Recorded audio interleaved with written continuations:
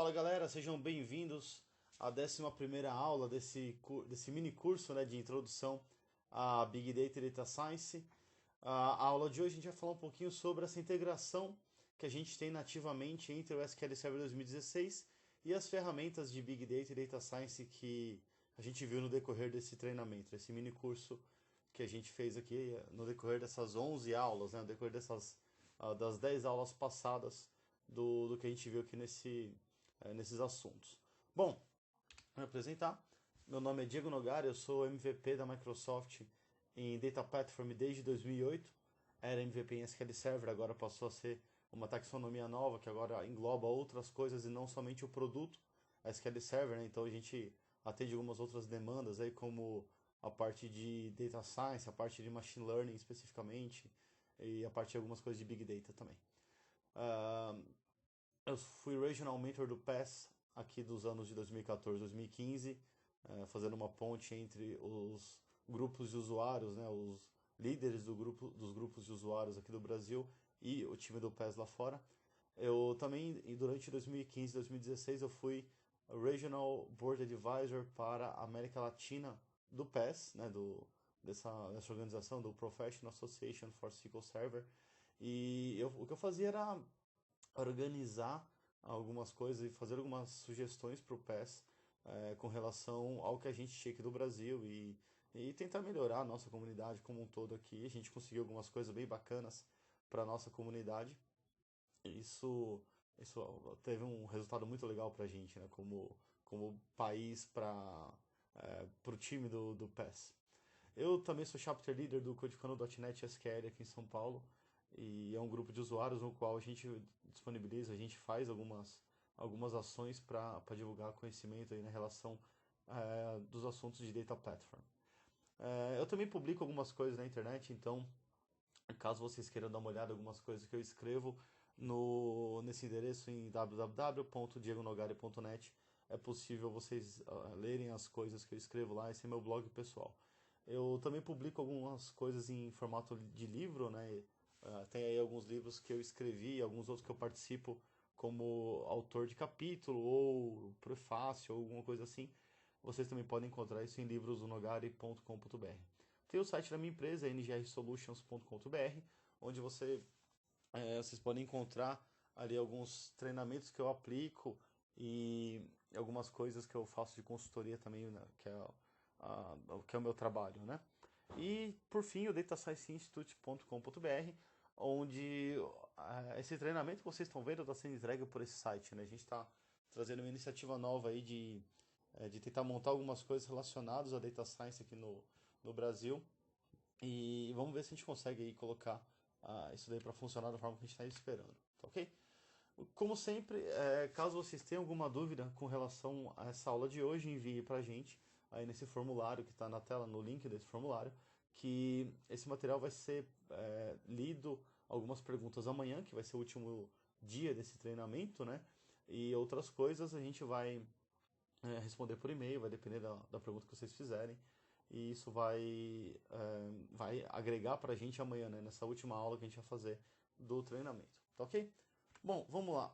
O que a gente tem proposto para cá, né? Vamos falar um pouquinho sobre essa integração da SQL Server 2016 e as ferramentas de BI, de Big Data e Data Science do que dá para integrar com isso, né, com SQL. A primeira coisa que a gente pode pensar olhando aí para o SQL Server Integration Services, onde a gente tem a possibilidade de interagir diretamente com ferramentas como o Hadoop, o Azure Blob Storage, ou coisas de Hive, de Pig. Tudo isso é possível dentro do Integration Services fazer e criar os pacotes, criar conexões, né? Aqui dentro desse slide que vocês estão vendo, aí no lado esquerdo do slide, tem a parte do Control Flow e do Data Flow no lado direito. No lado esquerdo, né, onde a gente tem o Control Flow, a gente tem aqui basicamente o seguinte. Deixa eu só habilitar aqui. Aqui desse lado, né, a gente tem algumas opções para fazer a movimentação de dados, principalmente, né? Então, eu posso criar aí ambientes de Hadoop, criar os clusters que a gente está querendo montar, né, que a gente viu ontem, como que a gente criaria esses clusters utilizando o HD Insight e como que é possível fazer isso na plataforma da Microsoft lá de Cloud Computing, né, dentro do Azure.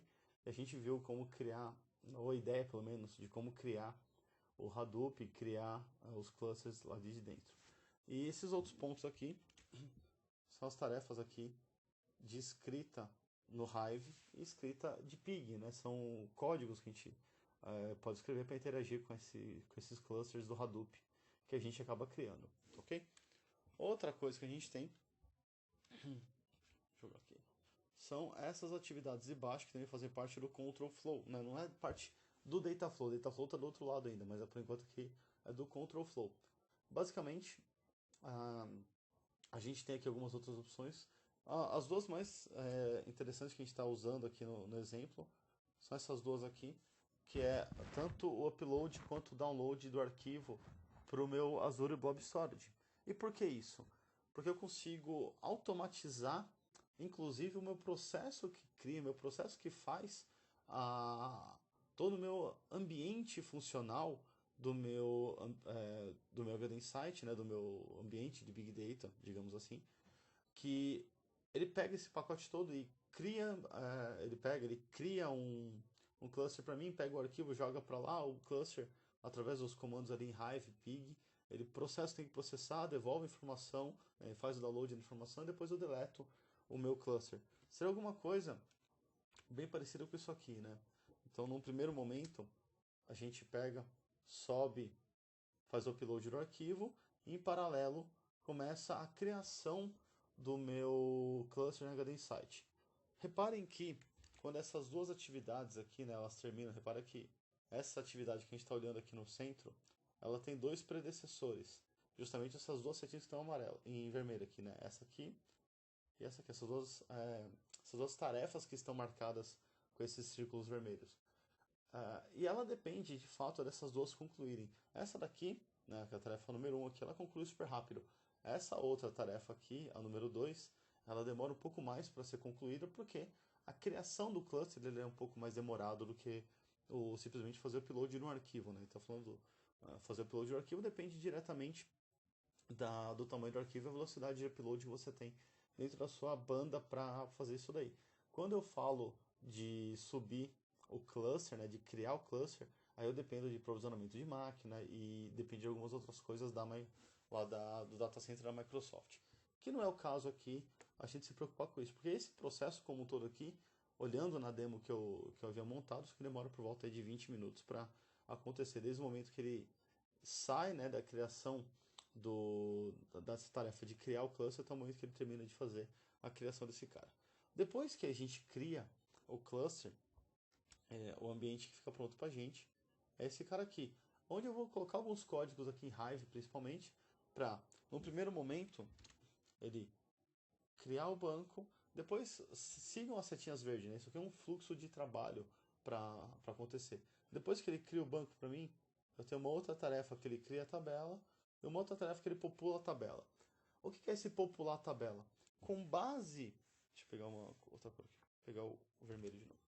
Com base nesse arquivo que subiu aqui, o meu comando em Hive vai ler a informação ali da tabela que ele criou e vai pegar esse arquivo e vai fazer a carga desse arquivo dentro dessa tabela, né? Justamente para poder fazer o que a gente está buscando aqui de processo. Em seguida, a gente tem aqui um local onde eu tenho a consulta em Hive sendo executada, que ele processa o que tem que processar, monta a estrutura de dados de retorno, e no final ele terminou de fazer essa leitura, ele dispara outras duas tarefas. A primeira é delete cluster e a segunda é download do arquivo, justamente para eu subo o processo, né, eu subo o arquivo, subo o cluster, processo que eu tenho que processar, faço load de arquivo e mato esse cluster. Por que eu faço tudo isso? Porque este ambiente aqui, quando eu crio o meu cluster de HD Insight, essas duas tarefas principalmente aqui, né, elas cobram bastante de mim, bastante assim, pra vocês terem uma ideia de custo, tá? há um tempo atrás eu acabei deixando uma máquina ligada por uma semana. Era uma máquina pequena, tinha, se não me engano, 2 nós de um cluster do HD Insight. E durante uma semana ela cobrou, isso sem processar nada, só ela tá ligada, tá? Ela cobrou US$ 170 da minha conta do programa MVP, né? Então, naquele mês lá meus créditos acabaram. Porque a gente como MVP, ou a gente como parceiro Microsoft de desenvolvimento de software, parceiro Microsoft que tenha uma assinatura do MSDN, a gente tem direito a alguns dólares por mês de uso, né, do Azure para teste, para treino, essas coisas. E algumas pessoas têm 200, outras pessoas têm 100, outras pessoas têm 150. Isso depende do nível de parceria, do nível de qual que é o grau que você contratou aquele serviço do MSDN. Então, no nosso caso, acabou acontecendo que eu não tive. Isso acabou zerando, né, meus créditos aí, porque cobrou US$ 170. Então, para evitar esse problema, o que a gente faz é monta aqui o cluster e aqui eu faço a exclusão do cluster, justamente para não ficar tendo esse processo. Esse processo como um todo aqui, aquilo que eu comentei com vocês, né?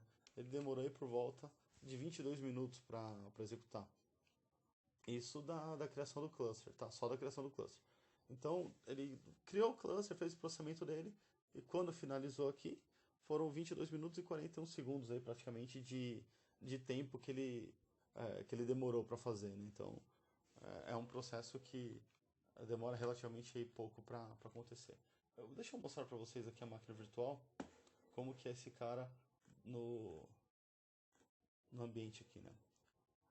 Eu estou aqui com a minha máquina no Azure, uma máquina que eu montei aqui no Azure com os dados que eu queria nessa máquina. E aqui eu tenho aquelas tarefas que eu comentei com vocês, né? Então, aqui o Azure Blob Download, o Azure Blob Upload Task. Esse cara que a gente está vendo aqui, ele é justamente essa tarefa daqui, né? Que é o Upload. Se a gente olhar as configurações dela aqui, eu falo aqui qual que é o nome do storage que eu vou utilizar, o nome do container, o arquivo que eu quero utilizar, né?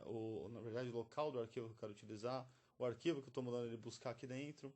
Eu poderia colocar uma validação aqui de tempo de quando que esse arquivo é válido, né? Então, eu poderia ter aqui um time frame para fazer uma validação do tempo do meu arquivo, desde o primeiro momento até o último momento que ele deveria pegar o arquivo, procurar esse arquivo dentro da estrutura.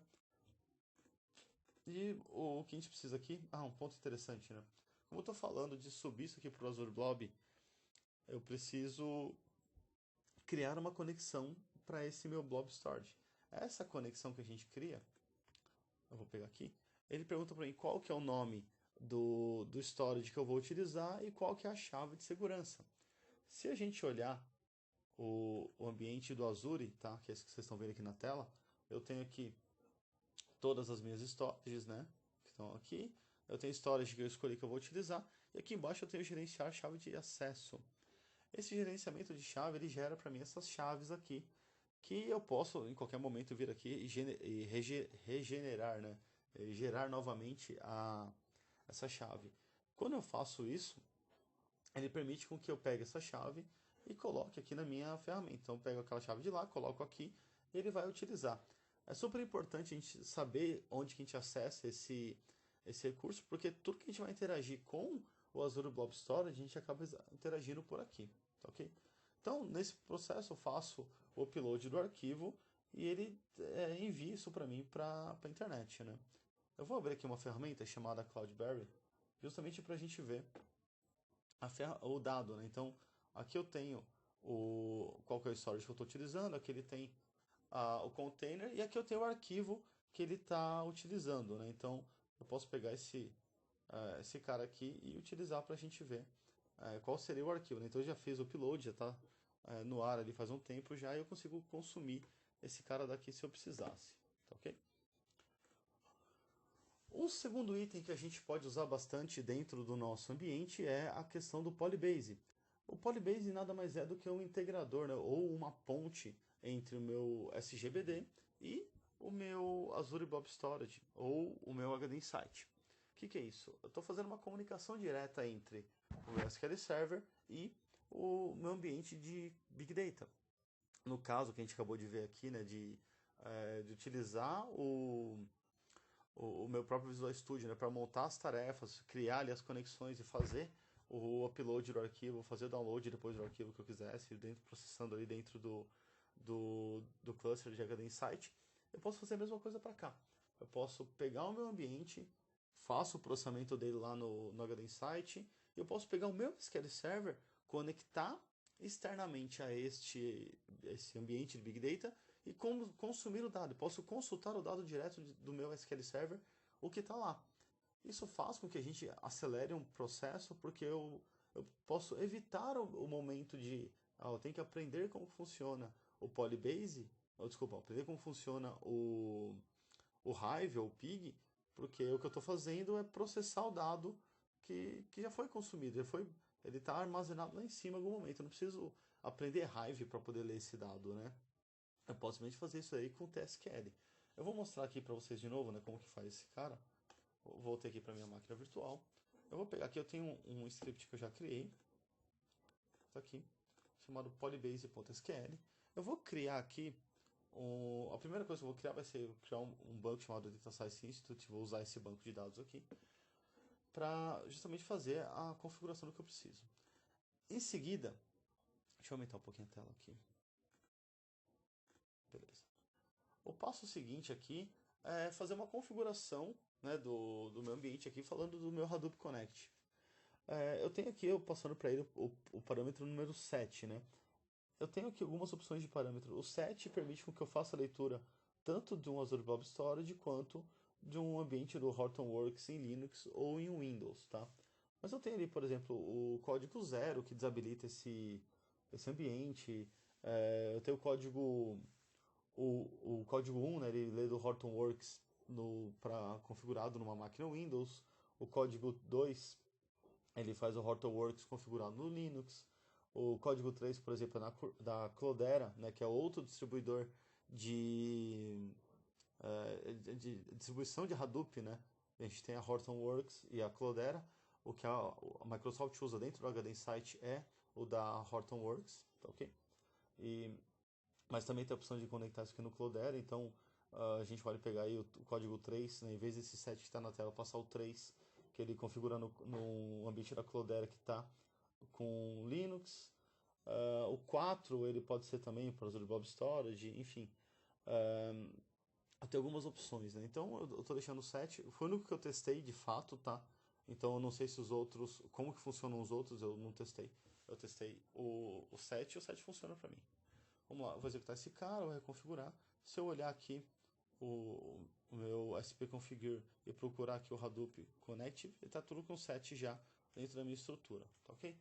Em seguida, eu preciso criar uma master key de criptografia. Essa master key não é a senha do seu banco de dados master, tá ok? A gente está falando aqui de uma senha simplesmente para esse processo acontecer. Lembra que eu comentei com vocês agora há pouco da chave de segurança lá do storage do Azure? Essa chave que vocês estão vendo aqui na tela é uma chave que está lá nesse meu ambiente, tá? Que eu posso a qualquer momento voltar aqui e clicar aqui em regenerar, né? E ele vai gerar uma outra chave para mim. Então vocês não vão mais acessar esse cara quando eu gerar de novo depois do vídeo aqui. Então eu vou gerar aqui essa é a minha credencial. Nesse momento, o que ele está fazendo aqui é armazenando dentro desse objeto chamado Azure Storage Credential, ou essa credencial aqui que ele está passando, tá ok? O passo 5 é fazer a criação da conexão com o meu storage, tá? Por enquanto ele não está fazendo nada diferente, está simplesmente falando assim, olha, crie uma conexão com o storage, indo lá dentro do seu container chamado dados, no seu storage chamado lançamento SQL 2016 e usa aquela chave de segurança que você acabou de colocar, tá? Aquela chave primária que a gente copiou lá do storage, tá? Que está através desse objeto. Então eu vou criar aqui esse cara, executei aqui, ele criou para mim, só confirmar. Beleza, eu tinha executado aqui já. Agora eu preciso criar o formato do arquivo, né? Como eu estou trabalhando com Polybase, eu preciso falar para ele como que é o arquivo que ele vai utilizar para fazer a leitura do dado, né? Porque vai pegar esse cara, vai jogar dentro da tabela que a gente está criando aqui e vai processar o que eu estou buscando. Então, aqui eu estou falando para ele que vai ser um arquivo que eu estou dando o nome desse objeto como arquivo por tab, poderia ser o nome que eu quisesse, tá ok? Se eu estou falando para ele aqui o field terminator dele aqui é um /t, que é, ele está separado por tab. Poderia ser algum outro separador, eu teria que configurar esse outro separador, tá ok? No caso aqui, é só o separador por tab, porque meu arquivo está separado por tab. O passo 7 é a criação de uma external table. O que é isso? Eu vou criar uma tabela aqui no meu SQL Server que está fazendo uma referência a esse cara que ele está lendo lá do Azure Blob Storage. Então, o que eu vou fazer aqui vai ser criar uma tabela que recebe todas essas informações aqui. E o que eu tenho de diferente dessa tabela aqui, por causa de ser uma external table, é dentro do meu Azure Blob Storage, ele vai procurar um arquivo chamado dadosbruto.csv, que é aquele arquivo que eu mostrei para vocês que a gente pôde fazer o upload através do SSIS, né, do Integration Services, e vai fazer a leitura desse cara separando o arquivo por tab. O que é isso? Ele vai pegar aquele objeto separado por tab, vai encontrar os campos lá dentro, tudo separado por tab, e vai fazer a separação desses arquivos, tá ok? Se eu buscar aqui agora as minhas duas tabelas, né, essas duas estruturas que foram criadas, reparem que está exatamente no mesmo momento, né, uns segundos atrás aqui, se a gente olhar o create date e o modify date de ambas essas tabelas aqui, está muito próximo aqui do horário da gravação do vídeo. E se a gente fizer uma busca aqui, o que ele vai fazer é que ele vai pegar esse dado, vai consultar lá do Azure Blob Storage e vai trazer para cá e vai mostrar para mim aqui a população dessa região, né, tanto do município quanto a população do que a gente está vendo aí, porque foram as coisas que eu busquei aqui dessa minha tabela, tá ok? Então com isso a gente viu essa integração de dentro do SQL Server, eu batendo alguma coisa lá no meu Hadoop e trazendo de volta para cá, tá ok? Vou voltar aqui. Outra coisa que tem nativo no SQL Server 2016 é a possibilidade de executar e criar coisas em cima do R, né? A gente já viu uma aula de R, a gente teve uma introdução rápida ao R lá. A gente viu o R também dentro do Power BI. A gente está vendo o R aparecendo em vários cenários, em vários momentos aqui do nosso estudo em cima de Big Data e Data Science. E aqui, novamente, a gente vai falar um pouquinho sobre R, né? Na verdade, vou mostrar para vocês como que isso aqui funciona dentro da estrutura do SQL. Eu vou voltar de novo aqui para minha máquina virtual. Reparem que agora eu vou voltar aqui, né? Vou acessar de novo aqui a base que a gente acabou de criar. Deixa eu subir de novo aqui o tamanho da fonte. Beleza. Bom, vou fazer a mesma coisa aqui, né? Vou reconfigurar a possibilidade de fazer consultas a arquivos externos aqui, né? Deixa eu olhar o MSP Configure aqui. A possibilidade de External Scripts Enable, ele está como 1 aqui, beleza? Vamos lá. A primeira coisa que a gente tem que entender do R é que ele, por enquanto, o R dentro do SQL aqui principalmente, né? Ele está com um conceito de sandbox. É uma caixinha de areia fechada. E a Microsoft implementou aqui dentro a solução do que a gente está trazendo do R, tá? Então, para isso, a gente executa essa story procedure interna do SQL Server, passando para ela qual que é o script que a gente vai utilizar. E depois a gente vai ver uma outra que está utilizando até dados do próprio SQL para fazer a integração aqui. Mas esse cara aqui, no primeiro momento, ele está só criando aqui um vetor de cores, jogando isso dentro da variável color, depois criando aqui um outro vetor com posição de 1 a 10. E como eu quero mostrar um gráfico aqui dentro, eu preciso criar um arquivo que vai fazer essa brincadeira para a gente. Então, eu vou criar um arquivo chamado barras.jpg dentro do endereço c2.barra-temp, tá? Eu vou fazer para ele um bar plot aqui, né, uma plotagem de barras, sendo os vetores de A, né, vetores não, só o vetor A, que é essa posição que vai de 1 a 10 aqui, com as cores recebendo aqui as 10 cores que a gente tem dentro é, dos nossos vetores ali, e o título dele vai ser R na SQL Server 2016, tá ok? Se eu executar esse cara aqui, e eu olhar aqui na minha ctemp, né? Aqui, minha ctemp, ela tá vazia.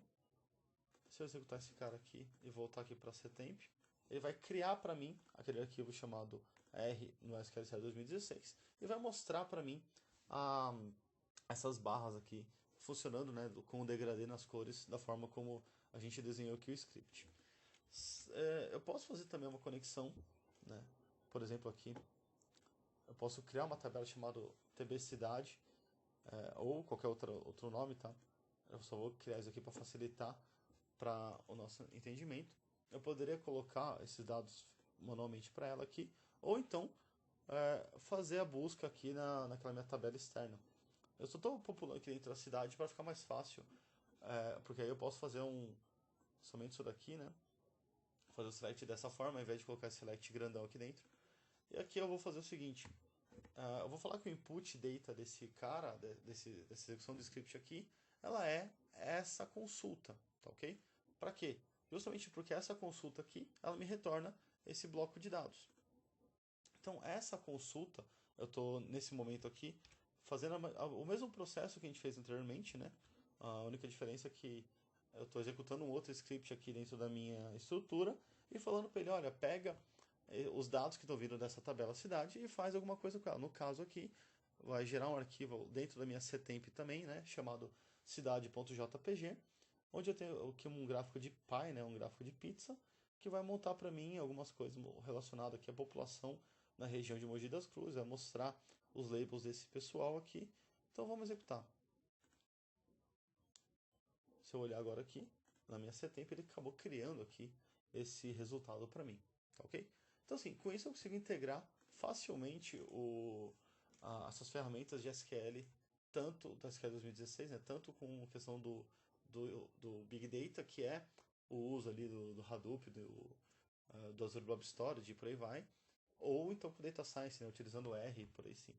Aqui eu tenho outra coisa, eu posso pegar, eu não preciso necessariamente montar um gráfico com isso, eu posso pegar só uma, uma saída aqui que eu estou buscando para ele, falando assim, me normaliza dados aqui em 20 dados, pega esses 20 dados, normaliza para mim aqui, baseado aqui numa média de 100 pontos. Então ele pegou esse cara, fez um RNorm, que é um código do R ali para fazer meus dados normalizados, e trouxe para mim aqui esses 20 resultados que eu mandei ele trazer, né? Então, aqui eu tenho esses 20 dados aqui normalizados aí na casa de uma média de 100, tá ok? E assim eu poderia trabalhar com outras coisas, eu poderia pegar esse cara e usar isso como sendo resultado de algum processamento meu, tá bom? Beleza. É, então com isso a gente mostra rapidinho, né? A gente fez super rápido aí como que foi o processo para criar, ou na verdade para integrar as soluções aqui utilizando o SQL Server 2016 e sua integração nativa, né, com o Hadoop através do HD Insight e também utilizando o R, né, dentro da própria estrutura, tá ok?